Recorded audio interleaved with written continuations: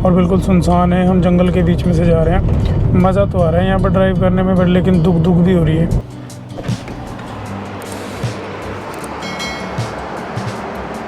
Balcony, लेकिन balcony में कुछ दिखाई नहीं देगा। भाई 7 बजने वाले हैं, लेकिन पहाड़ों में 7 बजे तो ऐसे लगने लगता है जैसे रात के 10-11 बज गए हों। अभी बिल्कुल ऐसे अंधेरा हो गया चारों तरफ। जगह ऐसे ही भाई जा रहे, पता नहीं क्या करना है। तो अभी बिल्कुल ऐसे अंधेरा हो गया ज़बरदस्त, एकदम भूतों वाला अंधेरा, जैसे भूतों का टाइम हो गया। सब जगह से भूत, चारों तरफ से भूत आ रहे हैं, भूतों के मज़े ही मज़े। तो चल रहे भाई, अभी 7 बजे हैं। 8 बजे के आसपास ना अपन क्या करेंगे, खाने का देखेंगे कहीं पे, मस्त खाएंगे, क्योंकि मैंने दोपहर में भी हल्का ही खाया था। तो दबा के खाएंगे और फिर 1-2 घंटा लगेगा, पहुंचेंगे अपनी जगह पे और जाके सो जाएंगे भाई। और क्या करेंगे, फिर सुबह जो नज़ारे देखने को मिलेंगे ना, उनमें आएगा मज़ा। तो इसके बाद जो अगला ब्लॉग आएगा ना, वो होगा एकदम मज़ेदार। मुझे तो व्यू दिखेंगे एकदम फाड़ू, ज़बरदस्त व्यूज़।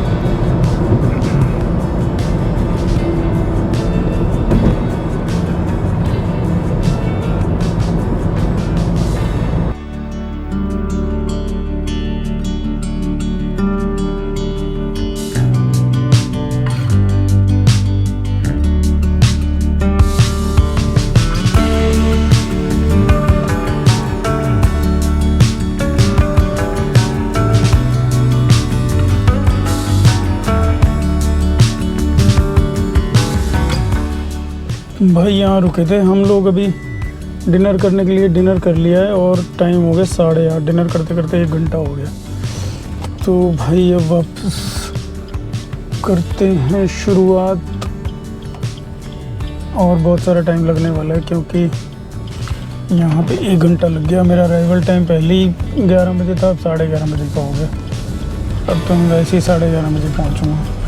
होम स्टे वाले भैया भी कहेंगे साले हम यहाँ 8 बजे सो जाते हैं, तुम यहाँ 11:30 बजे आ रहे हो। गालियाँ देगा मुझे, पर पता नहीं देगा कि नहीं देगा। कॉल तो आया था उनका पूछने के लिए कि भैया डिनर मतलब कब तक आओगे। तो मैंने बोला मुझे 2-2.5 घंटे लगेंगे। फिर कह रहे डिनर, और डिनर भाई मैं करके आऊँगा। तो उनको थोड़ी सी शांति हो गई होगी कि चलो भाई डिनर विनर करके आएगा। इतना ज़्यादा पंगा नहीं है डिनर का। नहीं तो रात में 11 बजे उनको डिनर नहीं, रात में 11 बजे अगर मैं डिनर बनाने के लिए कहता ना उनको, तो मेरे को मारते पकड़ के वहीं पे, धोते मुझे। फिर भी पता नहीं डिनर देते कि नहीं देते। चलो भाई ड्राइविंग के मज़े लेते हैं। तो हम बज रहे हैं 8:30, हमें जाना है करीब 100 किलोमीटर और 3 घंटे लगने वाले हैं। रात में पहाड़ों में बहुत मज़ा आता है ड्राइव करने में, बस अगर कुछ पंगा ना हो जाए। पंगा मतलब कुछ भी खराबी आ जाए, गाड़ी सही सलामत चलती रहे तो पहुंच जाएंगे हम। और मुझे अपनी ड्राइविंग स्किल्स पे तो पूरा मतलब भरोसा है कि मैं पहुंचा ही दूंगा। टनल आ गई यार फिर से। बहुत सारी टनल हैं। जो चंडीगढ़ मनाली एक्सप्रेस वे है, ये अभी वही चल रहा है। मंडी के पास पहुंच के ना फिर हम राइट टर्न ले लेंगे अपनी लोकेशन पे जाने के लिए। तो अभी तो वही वाला है जो चंडीगढ़ से मनाली वाला जो एक्सप्रेस वे बना है, जिसमें बहुत सारी टनल बनी हैं, फ्लाईओवर बने हैं, जिसमें कहा जाता था कि चंडीगढ़ से मनाली 3-4 घंटे में, 4 या 5 घंटे में पहुंच जाया करेंगे। तो ये वही वाली रोड है। तो बहुत सारे लोगों ने ये रोड नहीं देखी होगी, तो आप एक बार ही देखो इस रोड को। टनल्स भी अच्छी बनी है इसमें। लेकिन इससे लास्ट वाला ब्लॉग अगर आपने देखा होगा, उसमें श्रीनगर की टनल जो है ना उनकी फुटेज है। तो अगर वो आप देखोगे तो आई गेस वो डबल टनल है, डबल ट्यूबिंग है। ये सिंगल टनल है। मतलब सिंगल टनल मतलब एक ही में ट्रैफिक जाने का भी है और आने का भी है। लेकिन जो श्रीनगर एक्सप्रेस वे पे जो टनल बनी हुई हैं, उन सारी टनल्स में डबल ट्यूब है, यानी जाने की एक अलग है, आने की एक अलग है। तो आई गेस वो थोड़ा ट्रैफिक को अच्छे से एकोमोडेट करेगा और अच्छे से मतलब ट्रैफिक जैम वगैरह नहीं लगेगा यहाँ पे। मुझे ऐसा लगता है कुछ टाइम बाद पीक सीज़न में टनल में भी जैम लगना शुरू हो जाएगा, क्योंकि अगर आप न्यूज़ में भी देखोगे जो भी पीक सीज़न होता है, पीक सीज़न मतलब अभी अप्रैल से लेके जून जुलाई वाला जो ये पीक सीज़न होता है, इस टाइम पे बिल्कुल एकदम यहाँ पे मनाली में 4-4 5-5 घंटे जैम लगा रहता है। इवन एक साल 2019 की बात है, हम भी रोहतांग गए थे। तो रोहतांग हम रात में क्या सुबह 4 बजे हम चल पड़े थे रोहतांग जाने के लिए, और रोहतांग हम दोपहर में 2 बजे पहुँचे थे, 1 या 2 बजे। तो अब आप देखो, रोहतांग मनाली से रोहतांग सिर्फ 30 किलोमीटर है, और उस टाइम पे स्नो नहीं होती। हम जुलाई में गए थे, जुलाई में बिल्कुल स्नो नहीं होती। ऊपर रोहतांग में स्नो होती है, रास्ते में कोई स्नो नहीं होती। तो आप देख लो 30 किलोमीटर का जो रास्ता है मुश्किल से 1 घंटे 1.5 घंटे में क्रॉस हो जाना चाहिए, लेकिन उस रास्ते पे हमें 10-12 घंटे लगे। तो इतना जैम रहता है मनाली में पीक सीज़न में। तो मुझे ऐसा लगता है कि ये टनल में फिर ये ओवर क्राउडेड हो जाएंगे, टनल में भी जैम लगना शुरू हो जाएगा। तो इनको डबल ट्यूब टनल ही बनानी चाहिए थी। तो बट ठीक है, भागते भूत की लंगोटी भली, इससे पहले तो और बुरा हाल था। मतलब मनाली पहुंचना, गुड़गांव से मैं मनाली, जब ये टनल वगैरह ये नए रोड्स इनॉग्रेट नहीं हुए थे, पब्लिक के लिए ओपन नहीं हुए थे, इन पे काम ही चल रहा था, उस टाइम पे 13 से 14 घंटे गुड़गांव से मनाली के लगते थे। और उसके बाद में एक बारी जब ये रोड थोड़ी स्टार्ट हो गई है, पब्लिक के लिए ओपन कर दी है, तो लास्ट ईयर भी मैं मनाली आया था। तो लास्ट ईयर हम 10 घंटे में पहुंच गए थे, मतलब 3-4 घंटे का फ़र्क तो पड़ गया था रोड बनने से। और अगर ये डबल ट्यूबिंग टनल बन जाती है तो मुझे ऐसा लगता है कि थोड़ा सा और फ़र्क पड़ जाता। लेकिन बहुत अच्छा है मोदी सरकार, थैंक्स टू मोदी सरकार। तो दोबारा तीसरी बार फिर से आ रहे हैं, तो इसलिए भी थैंक्स। और दूसरा, इंफ्रास्ट्रक्चर पे इतना काम करने के लिए भी थैंक्स। उन्होंने बहुत काम किया है। इवन आप रिमोट लोकेशंस पे देखो, 4 धाम यात्रा वाला प्रोजेक्ट का अगर आप रोड्स देखो, बिल्कुल एकदम 4 लेन टाइप रोड्स बनी हुई हैं। अभी हम मंडी क्रॉस कर रहे हैं। मंडी, इधर हमारे ये मंडी का बस स्टैंड है। मंडी क्या टाइम हो गया? 9 बजे, 9:15 के आसपास हो गए। 9:15 बजे हम पहुँचे हैं मंडी में सब्ज़ी लेने। तो मंडी से अभी भी लगने वाले भाई 2 घंटे और 66 किलोमीटर।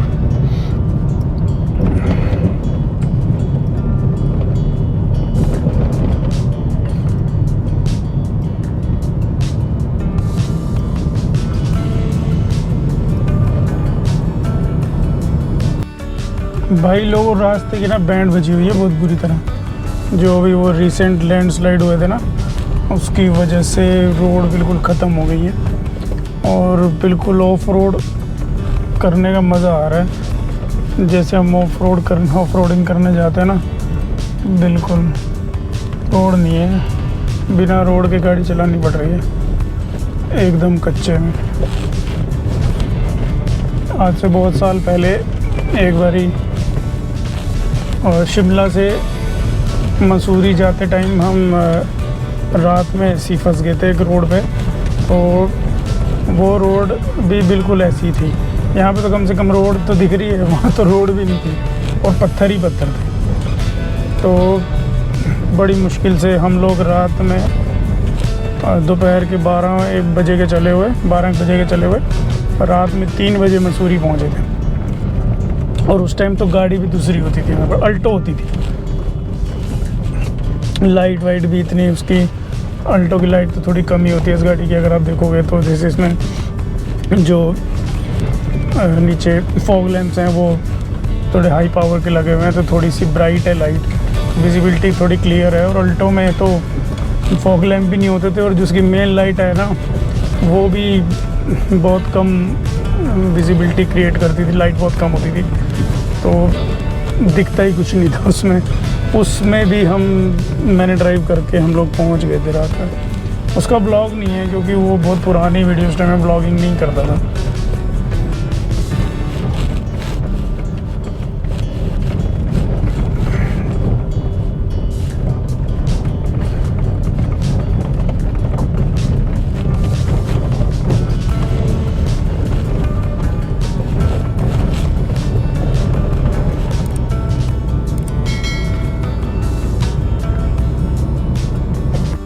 अच्छा रास्ता आने के बाद दोबारा से बहुत ख़राब, बहुत ख़राब रास्ता आ गया है। ये रास्ता आपको बहुत बीमार कर देने के लिए काफ़ी है।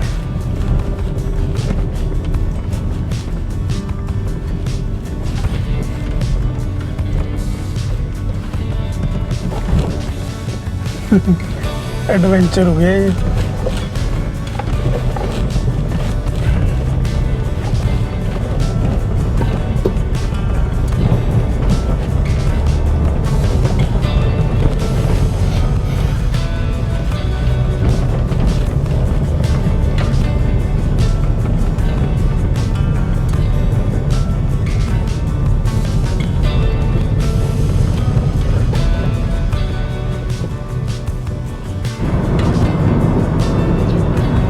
बस भाई जल्दी से पहुंचने वाले हैं हम अपनी जगह पे, जहाँ पे हम देखेंगे बहुत सारे नज़ारे।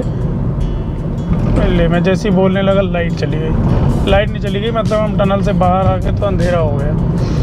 तो भाई इसको ऑन कर लेते हैं। तो पहुंचने वाले हैं भाई 1 घंटा और फिर कल सुबह जो नज़ारे देखने को मिलेंगे ना वो होंगे एकदम ज़बरदस्त, अमेजिंग। तो भाई जल्दी चलते हैं। और अभी तो थोड़ा सा सुनसान हो गया, पहले तो बहुत सारी गाड़ियाँ मेरे आगे पीछे चल रही थी और अभी तो बिल्कुल सुनसान सा दिखाई दे रहा है। तो मेरे को बिल्कुल एकदम सुनसान सा दिखाई दे रहा है। बस आगे से हमें एक टर्न लेना है, उस टर्न के बाद से फिर 15-20 किलोमीटर के उस पे है अपना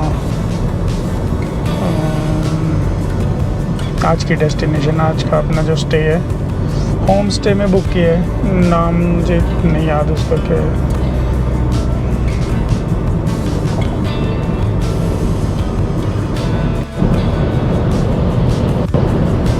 फिर से टनल आ गई है चमचमाती, बहुत ऐसे उबड़ खाबड़ रास्ते के बाद फिर से उबड़ खाबड़ रास्ता ना आ जाए। तो अभी बस कितना 1 घंटा रह गया पहुंचने में। 10:10 हो चुके हैं। 488 किलोमीटर हम आज चल चुके हैं। 8 घंटे 50 मिनट यानी करीब 9 घंटे की ड्राइव हो चुकी है। तो 1 घंटा और फिर हम पहुंच जाएंगे।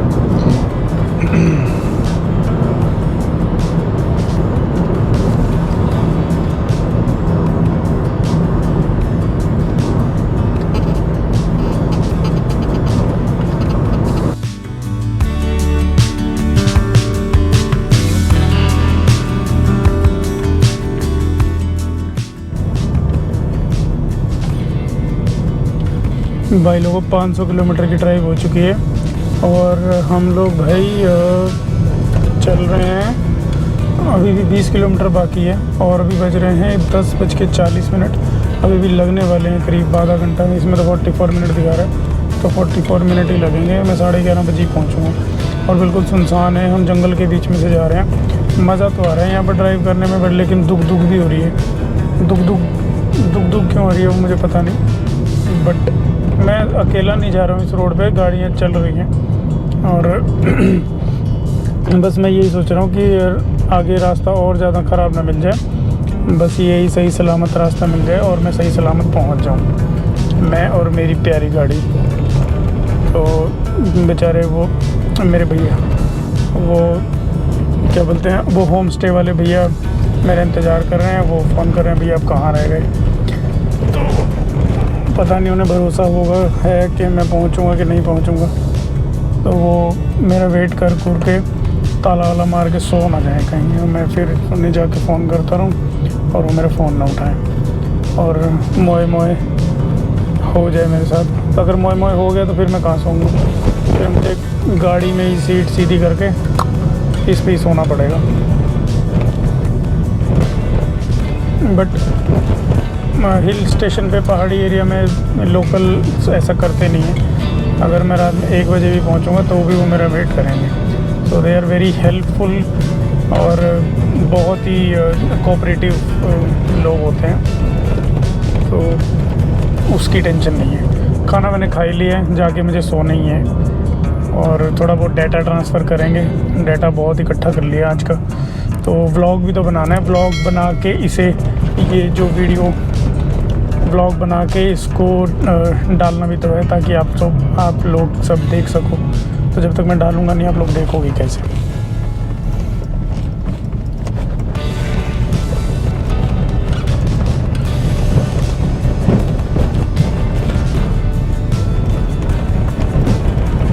ये पत्थर अभी गिरे हैं ताजे ताजे, ये देखो।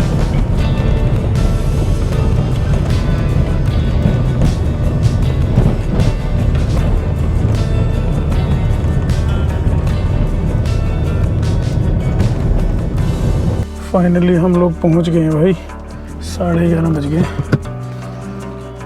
11:30।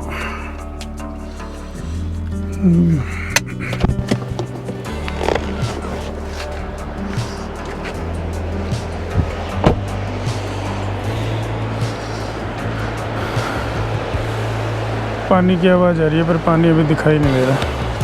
सुबह देखेंगे इसको।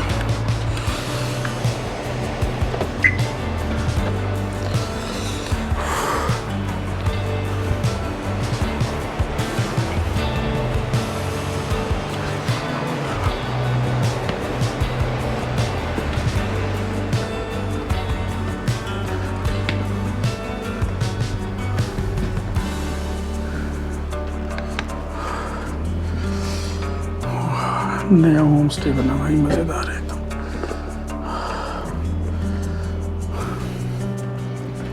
चलो भाई बंद कर लेते हैं इसको।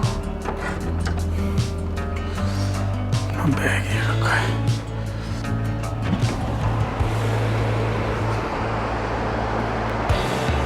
बालकनी, लेकिन बालकनी में कुछ दिखाई नहीं देगा। सुबह देखेंगे भाई इसको। तो भाई 11:30 बजे पहुँचे हम फाइनली।